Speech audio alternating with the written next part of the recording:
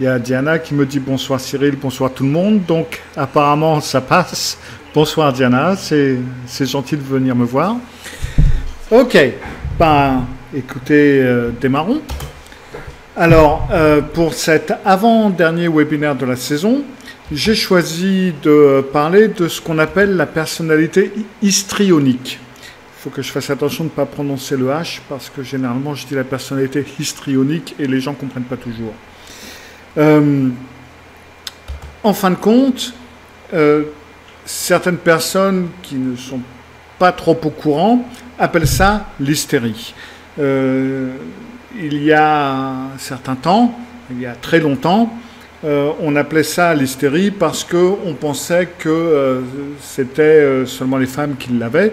Freud, dans sa misogynie proverbiale, avait affublé les femmes donc de l'hystérie, ce qui donnait un espèce de, une idée un petit peu amusante parce que les hommes, quand on parlait d'hystérie masculine, ça fait un petit peu bizarre parce que vu que l'hystérie en latin ça représente l'utérus, c'est un petit peu bizarre que les hommes devaient en avoir un. Mais donc en 2000, le DSM-4-TR, c'est-à-dire donc Diagnostic and Statistical Manual of Mental Disorder, donc la 4e édition, et TR c'est pour Text Revision, a donc totalement laissé tomber le terme d'hystérie qui de toute façon ne voulait pas dire grand-chose, et a donc mis en place ce qu'on appelle la personnalité histrionique. Alors il faut savoir qu'en psychologie, on parle de troubles de la personnalité ou de problèmes psychologiques. C'est-à-dire qu'une personne qui a des angoisses ou des phobies ou ce que vous voulez, ça va être certains problèmes psychologiques que cette personne a.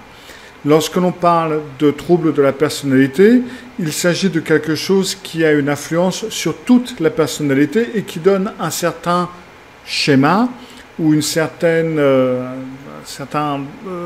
dira-t-on, des certaines lignes de direction, des certains principes qui font que ces personnalités vont se ressembler. Et généralement, on va dire, on met certains critères qui sont typiques de cette personnalité. Et si une personne a un certain nombre de ces critères, plus ou moins, on pourra dire que c'est une personnalité qui a tel et tel problème. Donc dans ce cas-là, on va dire que c'est une personnalité histrionique. Alors, histrionique, ça vient en fin de compte du latin, et ça veut dire acteur. Histrion, c'est un acteur, c'est quelqu'un qui joue sa vie un petit peu comme une pièce de théâtre.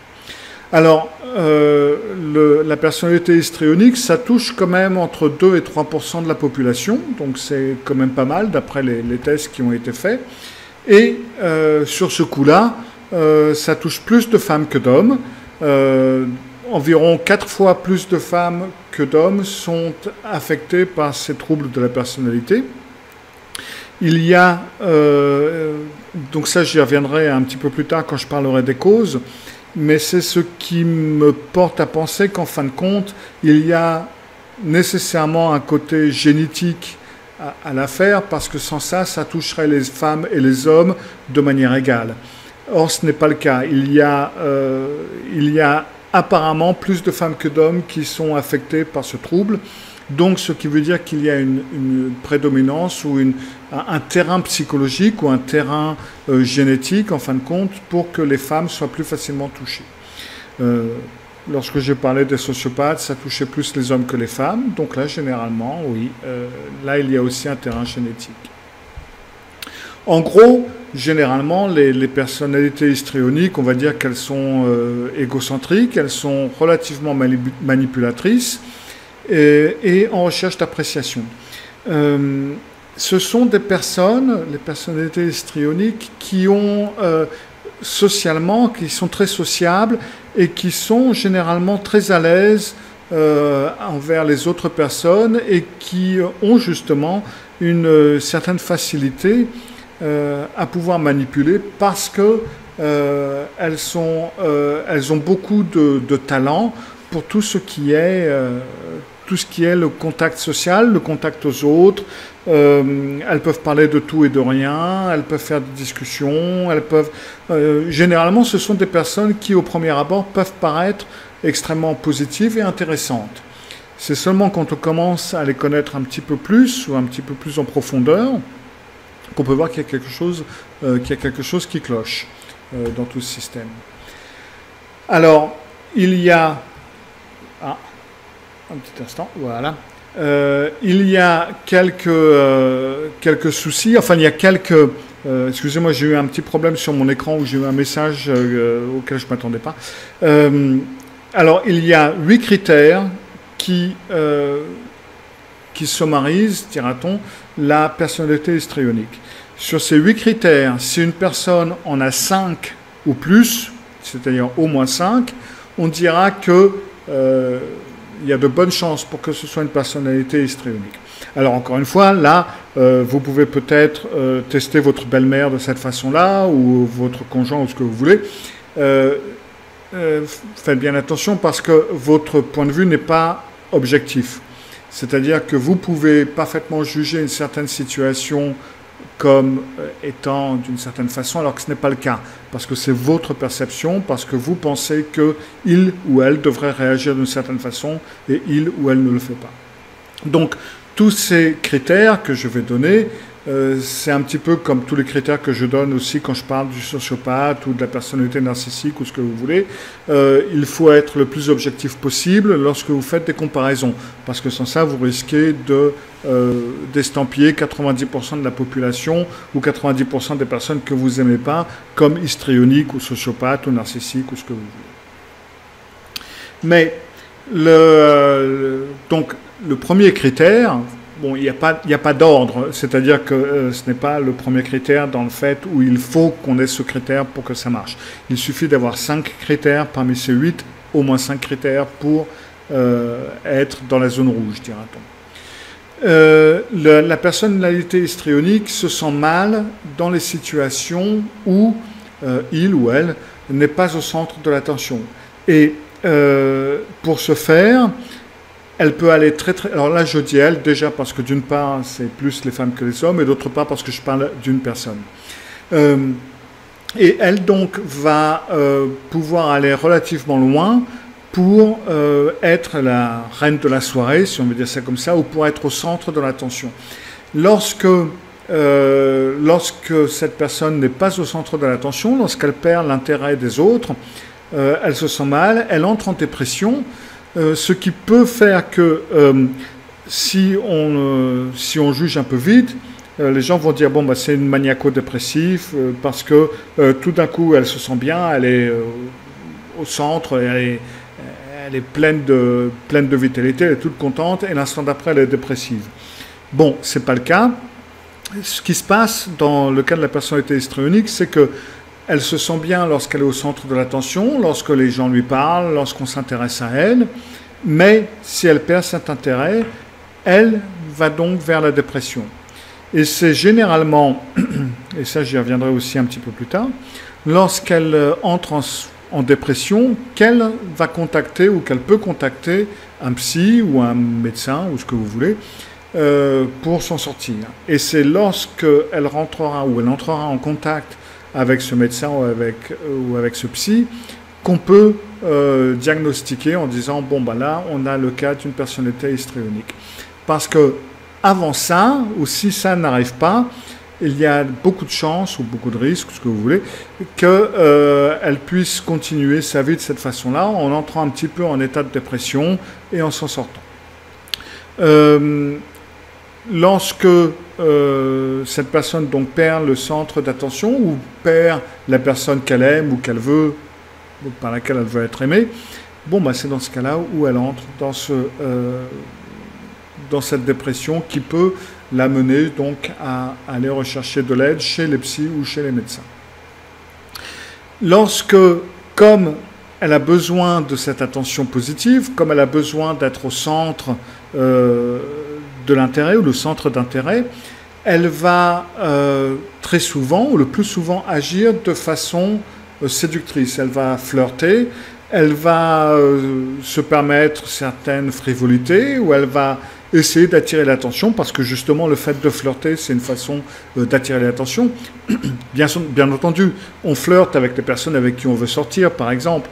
Donc dans ce cas-là, c'est pas tout à fait la même chose. Ces personnes-là, les personnalités histrioniques, peuvent flirter un petit peu avec n'importe qui, parce que en flirtant, on attire nécessairement l'attention de l'autre, parce que ça amène un certain intérêt dans l'autre sens, et donc on a donc on a plus de chances pour pouvoir être au centre de l'attention. Maintenant, si ça ne marche pas, pour une raison ou pour une autre, elles peuvent aller relativement loin dans le flirt, ou elles peuvent aller très loin justement en faisant un scandale, ou en se comportant de façon exubérante ou provocante, ou elles peuvent vraiment aller très loin si les choses ne vont pas dans leur sens. Lorsque, justement, pour avoir l'intérêt des autres, lorsqu'elles expriment leurs émotions, ces personnes-là sont extrêmement violentes, si on veut dire ça comme ça. C'est-à-dire qu'elles vont réagir violemment s'il y a une petite chose qui arrive.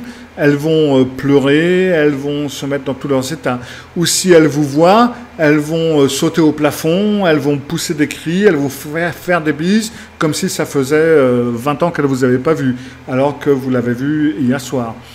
Donc les émotions paraissent énormément superficielles, du fait où elles paraissent plus violentes qu'en fin de compte qu'il est nécessaire. De ce fait, également, elles peuvent poser problème, parce que lorsque, par exemple, dans une fête ou dans un rassemblement ou ce que vous voulez, elles peuvent flirter un petit peu avec n'importe qui, même le mari ou la femme d'un copain ou d'une copine, ce qui fait qu'elles peuvent rapidement, justement, se mettre pas mal de personnes à dos. Et à la moindre brèche ou au moindre problème, elles vont donc vous faire tout un cinéma ou tout un film, parce que tout d'un coup, mais non, je ne veux pas te le prendre, qu'est-ce que tu crois? Et elles vont vous faire tout un scandale. Enfin bref, elles peuvent être de cette façon extrêmement déstabilisantes, parce que les émotions changent extrêmement rapidement et sont justement superficielles, même si elles donnent l'impression d'être profondes. Elle donne l'impression d'être profonde parce que, justement, si on ne connaît pas la personne, ou si on ne connaît pas la situation, le fait qu'elles soient très exubérantes par rapport à leurs émotions peut faire penser aux autres que, oui, ça fait longtemps qu'elle ne vous a pas vu, alors qu'en fin de compte, vous l'avez vu hier soir, mais ça, l'autre ne le sait pas. Donc elles peuvent donner l'impression que ces émotions sont profondes, alors qu'elles sont extrêmement superficielles, en donnant tout simplement l'impression d'être des émotions profondes. Pour pouvoir interagir de cette façon-là avec les autres, pour pouvoir flirter de cette façon-là, elles sont donc extrêmement concentrées sur tout ce qui est apparence physique, et surtout la leur, bien entendu. Donc, elles vont apporter un soin relativement particulier à leur apparence physique, et elles peuvent se mettre dans tous leurs états si vous leur faites quelque chose qui pourrait leur paraître comme une critique. C'est-à-dire que si elles vous demandent « Est-ce que j'ai l'air grosse dans cette robe ?» Répondez non, même si vous pensez qu'elle a l'air grosse dans cette robe. Parce que si vous répondez oui, elle va exploser. En fin de compte, on dira que la personnalité histrionique, surtout pour une femme, ça va être justement la caricature de la femme telle qu'elle ne l'est pas. Mais ça va être la caricature de la femme qui est vraiment concentrée sur l'apparence physique, sur la façon dont son maquillage est mis, dont les cheveux sont mis, dont la coiffure, etc., etc. Justement parce que l'apparence physique est l'une des clés les plus importantes pour pouvoir flirter, pour pouvoir attirer l'attention et pour pouvoir, attirer le regard des autres. Le regard des autres est extrêmement important pour la personnalité histrionique, et c'est pour ça d'ailleurs qu'elle change rapidement d'avis et rapidement elles sont extrêmement suggestibles, justement parce que la vie des autres est importante. La suggestibilité, c'est d'ailleurs un des points sur lesquels je vais revenir dans un instant, parce que c'est l'un des 8 points sur lesquels nous allons nous concentrer. 5e point, elles vont avoir une façon de parler qui est extrêmement subjective et ça va être flou. C'est-à-dire il ne va pas y avoir de détails, il ne va pas y avoir de base, il ne va pas y avoir d'arguments, il ne va pas y avoir un petit peu comme une bulle de savon. Par exemple, elles vont vous dire en parlant d'une certaine personne, ça c'est une personne extraordinaire, il est vraiment fantastique ce mec-là, ou cette femme-là, ce que vous voulez, vraiment une personne incroyable, bonne, intelligente, etc. Mais si vous lui demandez, mais qu'est-ce qui te fait dire ça, ou pourquoi, eh ben, elle n'aura pas d'argument, elle ne pourra pas vous donner d'exemple. Ben, c'est parce qu'il fait tel ou tel travail, ou c'est parce qu'il m'a raconté ceci ou cela. Non, rien du tout. Ça va être juste quelque chose qui lui a donné cette impression, peut-être parce que cette personne l'a flatté à un moment où ça lui allait, ou peut-être parce que cette personne a son intérêt pour une raison ou pour une autre. Donc, elle va être mise sur un piédestal. Et puis, ça va être une personne fantastique. Mais il n'y aura donc rien pour soutenir ou pour tenir ce point de vue ou pour tenir le coup. Et donc, lorsqu'elle exprime ses émotions, donc ça c'est le 6e point, lorsqu'elle exprime ses émotions, ça va également être de façon exagérée, exubérante, théâtrale, parce que tout a de l'importance pour elle, surtout quand c'est à propos d'elle, bien entendu.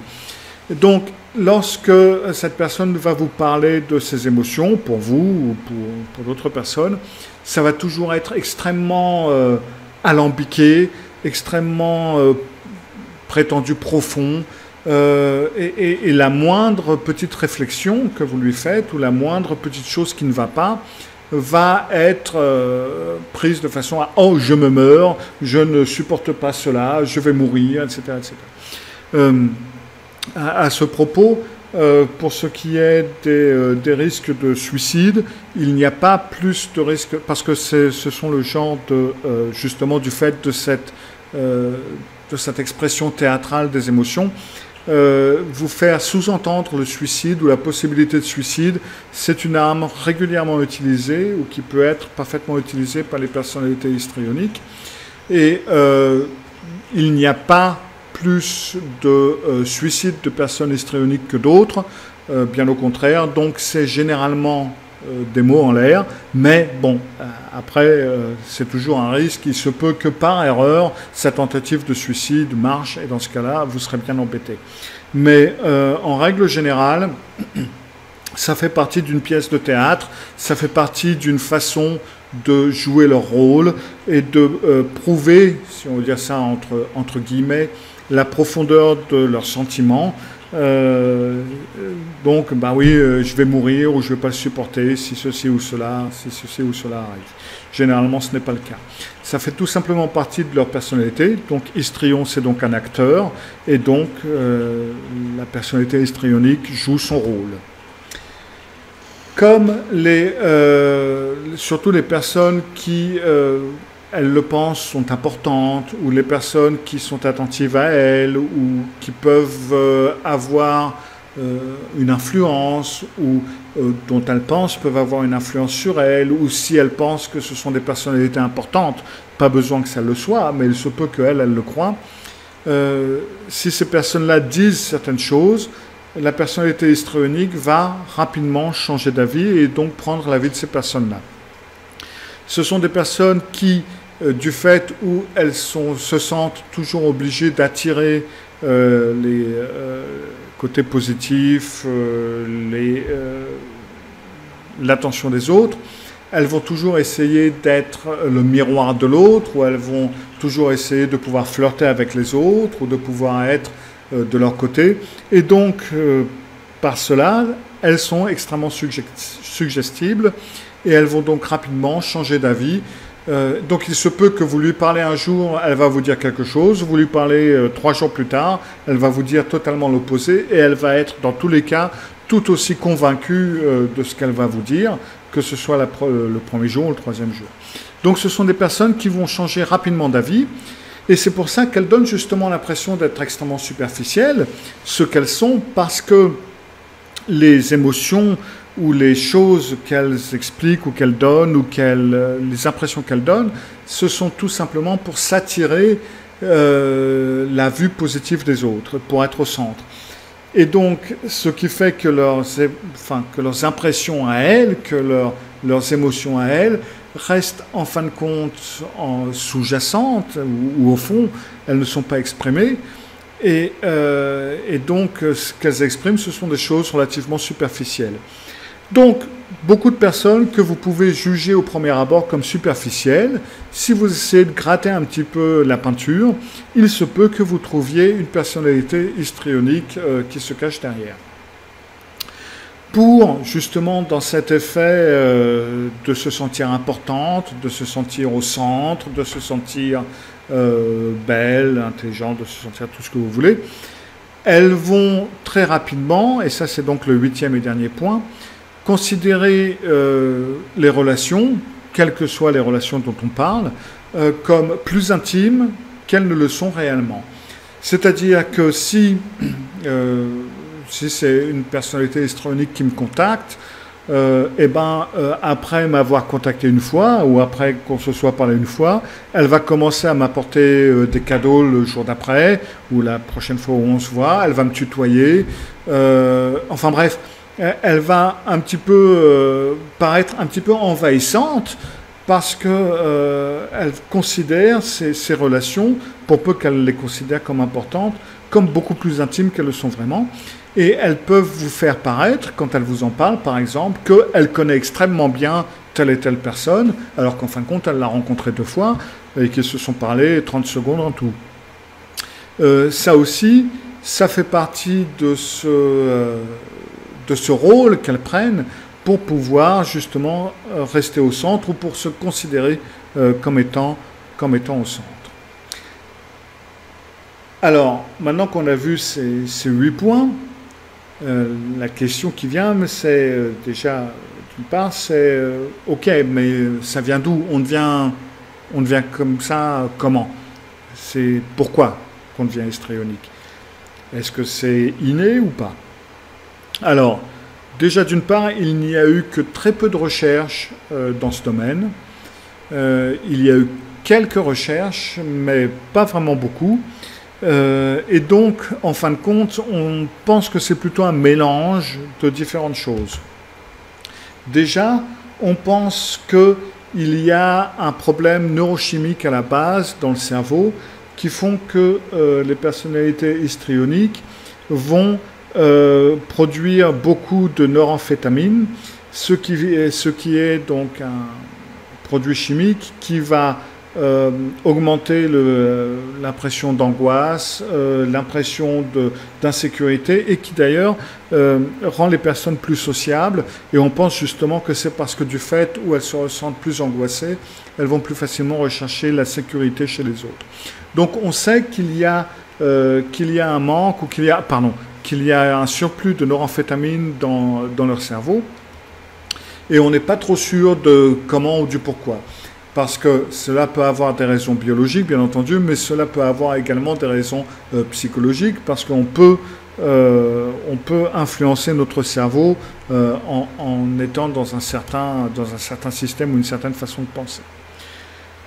De par certains essais, de par certaines études qui ont été faites sur des jumeaux, c'est-à-dire donc des jumeaux qui ont été séparés à la naissance ou extrêmement rapidement, ce qui fait qu'ils ont évolué dans 2 environnements totalement différents, on a remarqué qu'il y avait des tendances à ce qu'une grande partie d'entre eux avaient le même problème.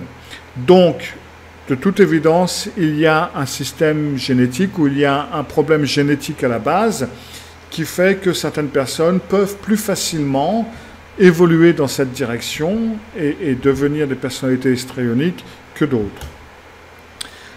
Ensuite, il y a également certaines situations psychologiques. On sait parfaitement que lors de certaines évolutions, lors de l'enfance, il peut y avoir certaines influences qui peuvent mener vers la personnalité histrionique. Maintenant, la plupart du temps, on a remarqué que les éléments psychologiques avaient une influence sur des personnes qui étaient génétiquement préparées à cette influence. C'est donc à dire que si vous avez, ou si la personne a les gènes pour, si on veut dire c'est comme ça, mise dans une situation délicate, il y a plus de risques que d'autres personnes qui n'ont pas ces gènes ou qui n'ont pas ce problème génétique. Enfin, il y a des problèmes environnementaux. On a remarqué que bon, l'abus de drogue, l'abus d'alcool, l'abus de certaines choses peuvent également influencer les personnalités de façon à être histrioniques. Maintenant, l'une des choses qui est importante et qui peut-être a une influence, c'est qu'on a quand même remarqué que 2/3 des sociopathes avaient la personnalité histrionique. Donc il y a de toute évidence un problème génétique ou une base génétique qui pourrait mêler un petit peu les deux personnalités ou les deux principes de personnalité. Donc si vous avez des doutes, si vous vous dites des fois j'ai l'impression que telle et telle personne il est sociopathe ou que peut-être il est histrionique, eh bien il se peut parfaitement qu'il soit les deux parce que apparemment les études qui ont été faites mènent un petit peu dans cette direction. Pour l'instant, en tout cas en 2018, on n'a pas de résultats plus précis, en tout cas pas de résultats que je puisse vous dire comme étant précis et que je puisse vous risquer. Scientifiquement parlant, c'est tout ce qu'on a. Alors après, on peut toujours jouer la carte de la religion en disant, bon, moi je crois que, ou je pense que, ou etc., etc. Mais scientifiquement parlant, c'est exactement ce que l'on sait et on n'en sait pas beaucoup plus pour l'instant. Est-ce qu'on peut y faire quelque chose ? Dans certains cas, oui. Surtout dans les cas qui ne sont pas mêlés à la sociopathie, parce que la sociopathie, justement, on ne peut rien y faire. Mais dans les personnalités histrioniques classiques, si on veut dire ça comme ça, ou qui n'ont que ce problème, alors déjà, la personnalité histrionique, on commence à s'en rendre compte aux environs de l'âge de 14-15 ans.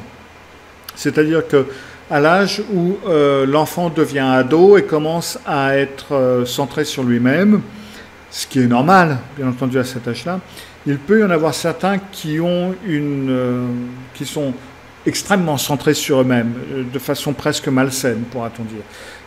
Il est difficile de dire exactement où est la limite, mais si c'est votre fils ou votre fille, vous allez vous en rendre compte, en vous disant, ouais, là, il en fait quand même un peu trop, ou elle en fait quand même un peu trop. Et donc là, ça peut ça peut mettre un petit peu la puce à l'oreille, mais pas plus que ça. Parce qu'on ne peut pas juger un ado comme étant... Tous les ados sont histrioniques à un certain niveau. Donc c'est seulement lorsque les choses se développent qu'on peut voir que, ouais, là ça commence à durer un petit peu trop et ça commence à aller un petit peu trop loin.